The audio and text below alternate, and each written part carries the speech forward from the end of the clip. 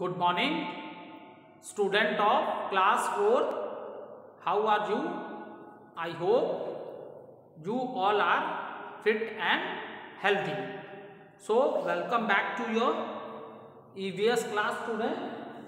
Today date is 1st February 2021 and I am teaching you chapter number 22 and the name of the chapter is Monuments Our Heritage.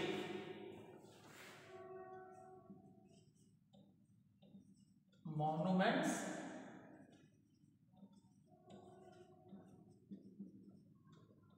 Our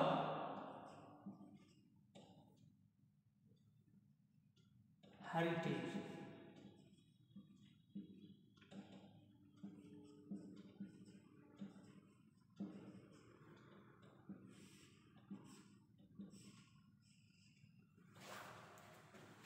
So student, this is our new chapter. So in today's video we start a new chapter, that is chapter number 22, Monuments Our Heritage. Okay, see, there are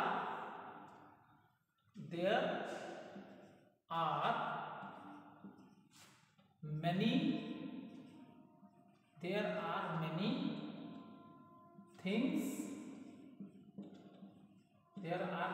things that have been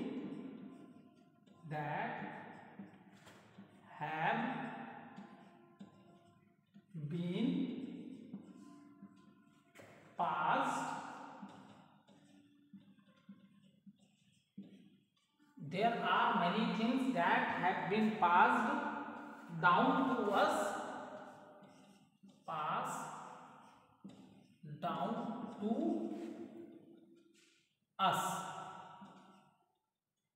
From earlier generations.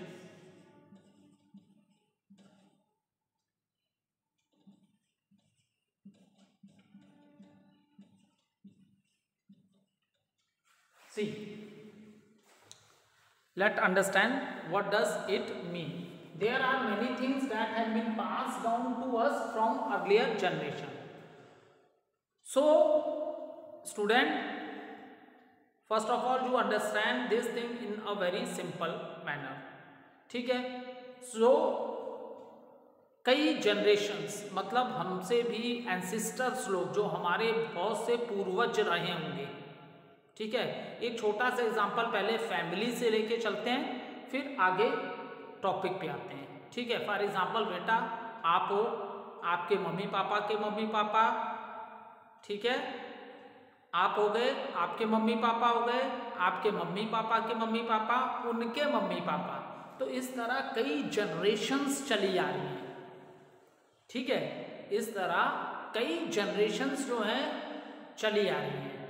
ठीक है, so every generation gives something to the new generation. जो भी generation है अपनी जो नई generation है उसे कुछ ना कुछ दे रही है. ठीक है, सो ये चीजें ऐसी हैं जिनके लिए we are not paying the money. ऐसा नहीं है इसके लिए हमें पैसा देना पड़ रहा है, ऐसा नहीं है. We are not paying the money for that. ठीक है, जैसे सबसे पहले आप लोग छोटी सी बात समझो, विरासत क्या होती है. ठीक है, जैसे आप ही के फैमिली के जो आपके एंसिस्टर्स होंगे, हर पुरानी जनरेशन ने अपने नई जनरेशन को कुछ चीज़ें दी. देखो जैसे हम लोग ह्यूमन बींग्स हैं. ठीक है, हम लोग ह्यूमन बींग्स हैं. ठीक है, so we take a birth on this planet. So once upon a time come when we die also. ठीक है, हम ह्यूमन बींग्स हैं, हम इस प्लैनेट पे बर्थ हुई है हमारी, लेकिन कभी ना कभी ऐसा टाइम आएगा व्हेन वी डाई आल्सो. तो क्या हम मरने के बाद सारी चीजें क्या अपने संग ऊपर ले जाते हैं? नहीं ले जाते. ठीक है, मरने के बाद क्या हम चीजें अपने साथ ले जाते हैं? तो आंसर क्या है? नहीं, ऐसा नहीं होता। तो यही चीजें हम लोग अपनी जनरेशन को पास करते जाते हैं। ठीक है, so whatever things that are pass to our generation. देखो, there are many things that have been passed on to us from earlier generations. ठीक है, तो क्योंकि ऐसा नहीं है कोई डेथ हो जाती है किसी की तो वो सारा सामान उठा के अपने साथ सामान में ले जाता है, ऐसा नहीं होता। चीजें सब वहीं के वहीं छूट जाती हैं। So the things which we are getting free of cost from the earlier generation, ठीक है, जो ऐसी चीजें जो फ्री ऑफ कॉस्ट हमें मिल रही हैं अपने अर्लियर जनरेशन से, ठीक है, यही आपका हेरिटेज है। चैप्टर का नाम है ना मॉन्यूमेंट्स आवर हेरिटेज, यही हमारी हेरिटेज है। फॉर एग्जाम्पल बुक में दिया है दीज इंक्लूड्स, इसमें क्या क्या आता है? These includes culture, these includes culture, ठीक है, कल्चर हो गया, ट्रेडिशंस, कल्चर हो गया, ट्रेडिशंस हो गया, historical buildings,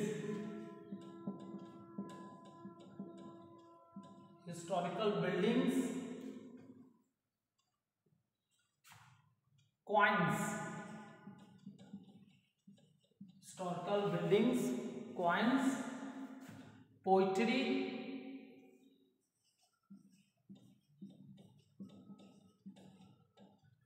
music, dance, painting,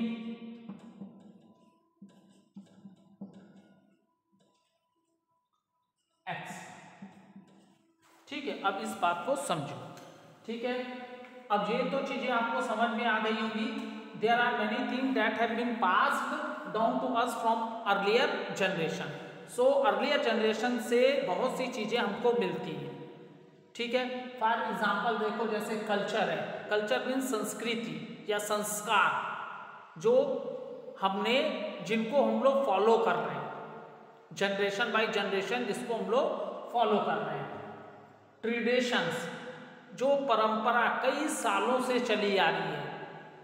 ठीक है, हिस्टोरिकल बिल्डिंग्स, आज से हजारों साल पहले जो, जैसे अभी जब हम लोग इस चैप्टर में बेटा हम लोग डिस्कस स्टार्ट करेंगे तो हम लोग पढ़ेंगे ताजमहल के बारे में, कुतुब मीनार है, ठीक है, चार मीनार है, ठीक है, रेड फोर्ट है, अजंता केव्स हैं। तो ये आज से हजारों साल पहले के मॉन्यूमेंट्स हैं। ये आज प्रेजेंट टाइम में नहीं बने, इसका जो हिस्ट्री है that is a very old. ये चीजें हमारी कंट्री में आज से कई हजारों साल पहले हुई थी। Is it clear? ये जो चीजें हैं हमारी कंट्री में कई हजार साल पहले ये सब चीजें बनी थी। सो ये एंड क्वाइंस है, जैसे ओल्ड टाइम में बात करोगे, जब राजा महाराजाओं का समय था, जब आज से कई हजारों साल पहले की अगर हम लोग बात करें, तो उस समय जो लोग वर्क करते थे तो इंडिया में गोल्ड कॉइन्स चला करती थी, सोने की मोहरें बोलते थे हिंदी में, सोने की मोहरें मिला करती थी। आज की प्रेजेंट टाइम में आप सब जानते हो कि gold is a very precious. Present time में आप सब जान रहे हो कि गोल्ड की बहुत ज़्यादा कीमती है, बहुत महंगा आता है ना गोल्ड। लेकिन एक समय था कि हमारे जो कॉइन्स थे वो ही गोल्ड के थे। ठीक है, क्योंकि हमारी कंट्री पे बहुत से लोगों ने राज किया है। यहाँ मुगल बादशाह भी आए, वो भी कई साल तक उनका भी राज रहा। हिंदूज राजा भी थे, मुगल्स भी थे, फिर British people 200 more than 200 years British peoples ने भी इंडिया पे राज किया। Because from the old time our country is a very big country. ठीक है, हमारी कंट्री जो थी ना बेटा बहुत बड़ी कंट्री थी हमारी। ठीक है, लेकिन मेन प्रॉब्लम कहाँ से थी? Why other peoples rule on our country? Reason is that the whole country is divided into very small small regions. इतनी बड़ी कंट्री होने के बाद भी बेटा सारी कंट्री स्मॉल स्मॉल पार्ट्स में डिवाइडेड थी and it is ruled by the kings. ठीक है, और ये राजा लोग रूल करते थे ओल्ड टाइम में, और इनमें आपस में यूनिटी नहीं थी, और इसी का जो फायदा उठाया वो दूसरी लोगों ने उठाया। जैसे बहुत समय तक मुगलों का शासन भी रहा है हमारी कंट्री पे। ठीक है, और फिर ब्रिटिश रूल भी रहा है हमारी कंट्री में। After more than 200 years British rule था, then we get the freedom. बहुत स्ट्रगल करना पड़ा है बेटा इस फ्रीडम के लिए हमें। Is it clear? सो अब क्योंकि क्या है कि यूनिटी नहीं थी हमारे यहाँ। ठीक है, इसी तरह British people as a trade करने आए थे, वो व्यापार करने आए थे। उन्होंने देखा कि ये बहुत बड़ा देश है, बहुत ज़्यादा पॉपुलेशन है इस कंट्री की, तो यहाँ पे ट्रेड मतलब व्यापार बहुत अच्छा हो सकता है। तो स्टार्टिंग में तो वो ट्रेड करने आए थे, लेकिन स्लोली स्लोली उन्होंने इंडिया का सारा administration they take in their hands, because people educated नहीं थे और आपस में लोगों में यूनिटी नहीं थी। That is the reason the people from the other countries they come in our country and they ruled for a long period of a time. लंबे समय तक उन्होंने हमारी कंट्री पे क्या किया? रूल किया। ठीक है, और देखो इंडिया क्या है, हमारी कंट्री में क्या है? People belonging to all the religions are living together. It is already mentioned in our constitution also. All religions are same. ऐसा नहीं है बेटा कि हिंदूज बहुत ज़्यादा है, मेजॉरिटी हिंदू की है तो हिंदूज को ज़्यादा, उनके रिलीजन्स को ज़्यादा फैसिलिटी दी जाएगी, ऐसा इंडिया में नहीं है। It is written in the constitution that all the religions are equal and no one can force to change the religion. आप किसी को फोर्स नहीं कर सकते हो रिलीजन चेंज करने के लिए। Anyone can follow any religion. ठीक है, तो यहाँ हम लोग ये डिस्कस कर रहे थे। देखो there are many thing that have been passed down to us from earlier generation. तो कई हजारों साल पहले ये सब देखो। अब मैंने क्या कहा, चीजें तो आदमी मरने के बाद चीजें लेके नहीं जाता, वो तो यहीं रह जाती हैं। तो ये चीजें हमको कहाँ से मिली हैं? अपने अर्ली जनरेशन से मिली हैं। Is it clear? जैसे कल्चर है, जैसे देखो हिंदूज हैं, ठीक है, हिंदू है, मुस्लिम है, सिख है, बुद्धिज्म है, जैनिज्म है, डिफरेंट रिलीजियस के लोग रहते हैं। तो सबके रीति रिवाज, सबकी अपनी होली बुक्स हैं। लॉट ऑफ डिफरेंस आपको देखने के लिए मिलेगा। ठीक है, लॉट ऑफ डिफरेंस आपको देखने के लिए मिलेगा। जैसे कल्चर है, संस्कार, जो ट्रेडिशन, जो परंपरा चली आ रही है, ठीक है, और ये हमने कहाँ से अडॉप्ट की है? अपनी पुरानी जनरेशन से, अपने एंसेस्टर्स से, जो हमारे पूर्वज थे। तो उन्हीं चीज़ों को हम फॉलो करते आ रहे हैं जनरेशन बाई जनरेशन। उन्हीं चीज़ों को हम लोग क्या करते आ रहे हैं? फॉलो करते चले आ रहे हैं। ठीक है, अब ये हो गया कल्चर, ट्रेडिशन, हिस्टोरिकल बिल्डिंग्स। ठीक है, ये हिस्टोरिकल बिल्डिंग्स बहुत साल पहले पास्ट में कभी बनी थी, लेकिन ये आज भी हैं। ठीक है, तो ये सब चीज़ें बहुत पहले समय हुआ था। कॉइन्स, आज तो देखो रुपीस नोट्स चलते हैं, लेकिन ओल्ड टाइम में कॉइन्स इंडिया में गोल्ड की भी चला करती थी। ठीक है, पॉटर्स है, जो पहले के लोग मिट्टी के बर्तन बहुत ज़्यादा कलाकारी करते थे। ठीक है, तो ये सारी चीज़ें पास से है। म्यूजिक है, डांस है, पेंटिंग्स है। ये ऐसा नहीं है कि प्रेजेंट टाइम में साइंस और टेक्नोलॉजी ने बहुत डेवलपमेंट की तो ये चीज़ें की नॉलेज लोगों को होने लगी। नहीं, आज से कई हजारों साल पहले भी लोग म्यूजिक में बहुत इंटरेस्ट लेते थे, डांस में लेते थे, पेंटिंग्स भी बनाया करते थे। ऐसा नहीं हुआ कि साइंस के डेवलपमेंट से ही आज के प्रेजेंट टाइम में हो रहा है। नो स्टूडेंट, ये चीज़ें बहुत ओल्ड पास्ट टाइम से चली आ रही हैं, जिसको हम अडॉप्ट करके और बेटर बनाते जा रहे हैं। ठीक है, जिसको हम लोग अडॉप्ट करके और अच्छा बनाते जा रहे हैं। ठीक, अब देखो, all this belongs, all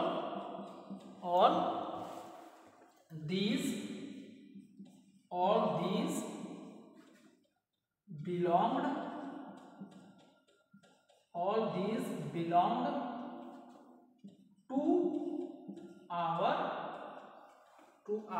ancestors. All these belongs to our ancestor and is known, and it is known as heritage. I hope अब तुम लोग को हेरिटेज का मीनिंग क्लियर हो गया होगा। ये जितनी भी चीजें जो हमें विरासत में मिली है अपनी अर्ली जनरेशन से, यही हमारी क्या है, हेरिटेज है। Is it clear? All these belong to our ancestor. Ancestors कौन है? जो हमारे पूर्वज रहे होंगे, ठीक है, जो हमारे पूर्वज होंगे। तो ये जो चीजें जो हैं ये सब हमें उनसे मिली है और फ्री ऑफ कॉस्ट मिली है। ऐसा नहीं है कि इसके लिए हमने मनी दी है। ये कैसे मिली है? फ्री ऑफ कॉस्ट मिली है ये सारी चीजें। ठीक है, तो all these belong to our ancestor. और ये सारी चीजें किसको बिलोंग करती हैं? ये जो हमारे पूर्वज थे, उन्होंने कभी अपने टाइम में ये सारी हिस्टोरिकल बिल्डिंग्स, उनके समय के जो संस्कार हैं, परंपराएं हैं, जो ओल्ड टाइम में वो फॉलो करते थे, वो जनरेशन बाय जनरेशन हमको मिलते जा रहे हैं।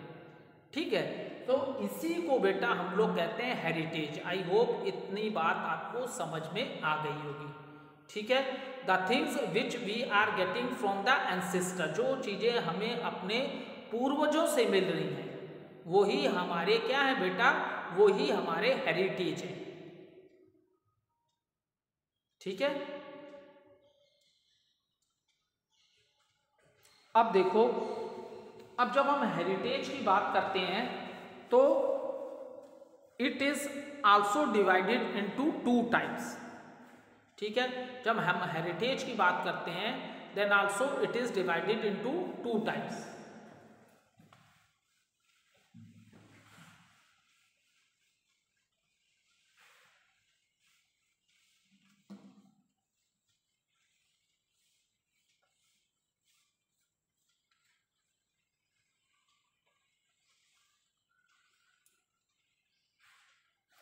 और ये जितनी भी हिस्टोरिकल बिल्डिंग्स है ये सब, तो मैंने तुम लोग को प्रीवियस चैप्टर में 2 चीजें भी बताई थी। एक बताया था पब्लिक प्रॉपर्टी और एक टीच आप लोग किया था मैंने प्राइवेट प्रॉपर्टी। ठीक है, तो public property, the property which does not belong to a single individual। ठीक है, पब्लिक प्रॉपर्टी है तो वो सबकी होगी। इससे रिलेटेड मैंने बहुत से ये भी बताया था, how can what precaution you can take to save our public properties. ठीक है, क्या क्या प्रिकॉशन हमें लेने चाहिए अपनी पब्लिक प्रॉपर्टीज को सेफ रखने के लिए।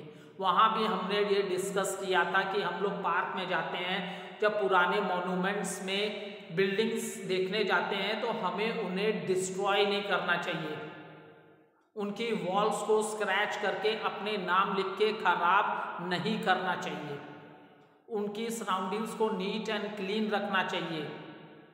ठीक है, तो ये सब चीज़ें हमने वहाँ भी आप लोग से डिस्कस की थी उस चैप्टर में।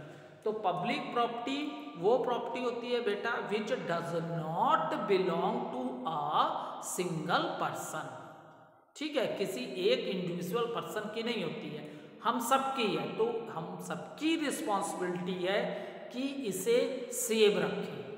अगर प्राइवेट प्रॉपर्टी, जैसे आपकी जो पर्सनल अपने सामान है, ठीक है, जैसे आपका अपना घर होगा, एक छोटा सा एग्जांपल लेते हैं, उस घर में जो भी चीजें होंगी, all things belong to you, all things belong to you, तो वो आपका प्राइवेट पर्सनल में आया, ठीक है। जैसे आप स्कूल आते हो, अपना बैग लेके आते हो, टिफिन बॉक्स लेके आते हो, वाटर बॉटल लेके आते हो, नोटबुक्स लेके आते हो, तो that all things belongs to you.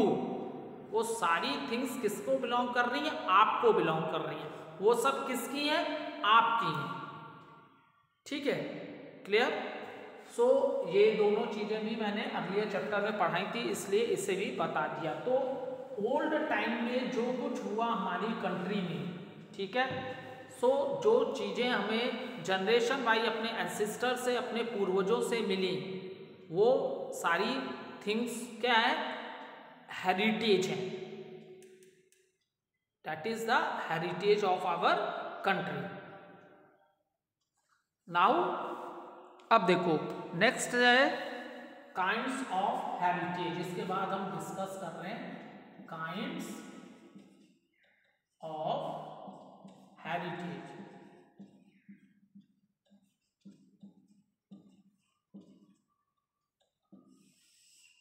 ठीक है, जब काइंड्स ऑफ हेरिटेज की हम लोग बात करेंगे, then it is also divide into two part. एक आपका आएगा नेचुरल, नेचुरल हेरिटेज, ठीक है, और secondly it will come cultural heritage, cultural heritage.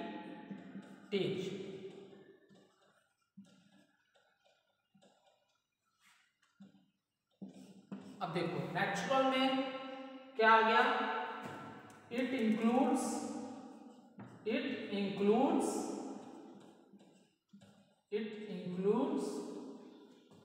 Forest, it includes forest, animals,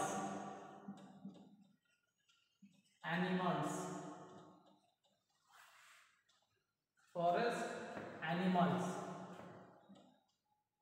rivers,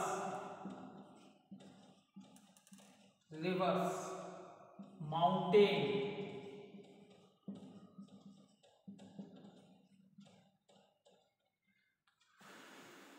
valleys,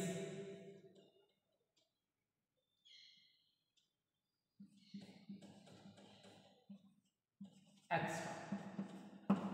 सो देखो नेचुरल हेरिटेज है, it means these things are already present in the nature, इसलिए इसे नेचुरल हेरिटेज बोला गया।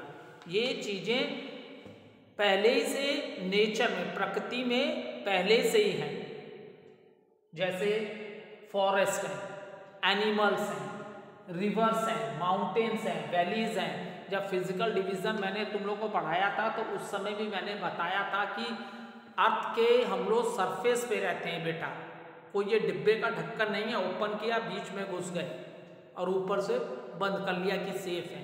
No, we are living on the surface of the earth. तो क्या सारे surface जो अर्थ का है क्या वो एक जैसा होता है? नहीं, कहीं पे हमको माउंटेन्स दिखते हैं, कहीं पे हमको हिल्स देखते हैं, कहीं प्लेन होता है, कहीं डेजर्ट है, कहीं प्लेट्यू है और वाटर बॉडीज। सो इस तरह ये सारी चीजें क्या है? नेचर में प्रेजेंट है। तो इसलिए बेटा हमने इसको क्या बोला? हमने इसको बोला natural heritage. It means these things are present in the nature. इसका मतलब ये हुआ बेटा कि ये चीजें नेचर में ऑलरेडी प्रेजेंट हैं, ठीक है।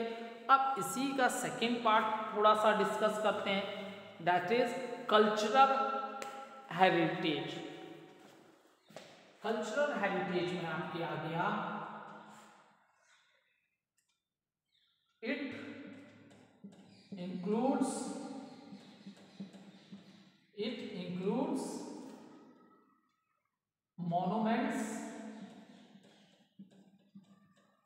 monuments or buildings. It includes monuments or buildings,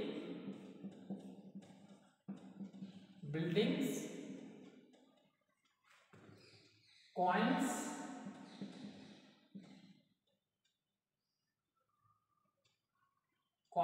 pillars, and rock inscriptions, INSCRIPTIONS,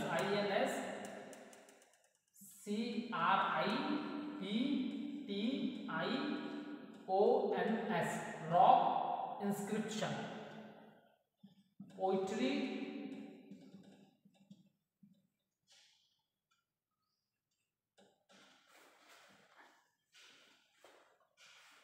painting,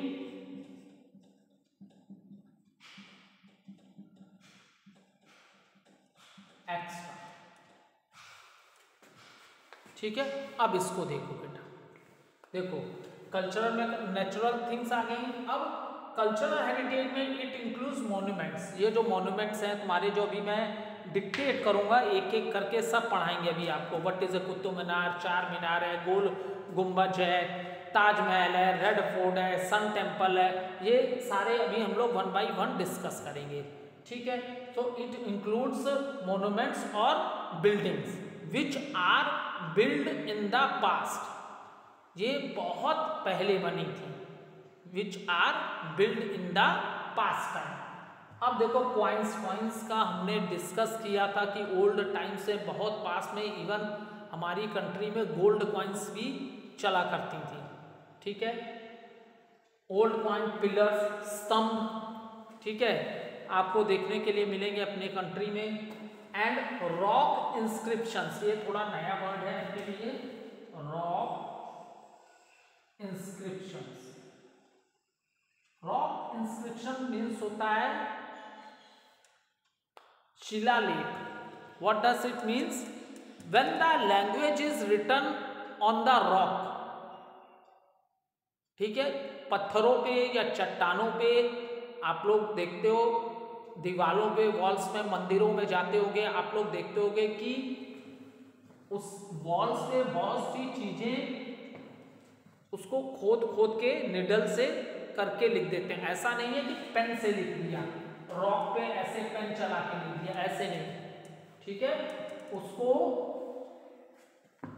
rocks पे जो लैंग्वेज लिखी जाती है, बातें लिखी जाती हैं, उसी को हम लोग कहते हैं रॉक इंस्क्रिप्शंस, चट्टानों पे या पत्थरों पे।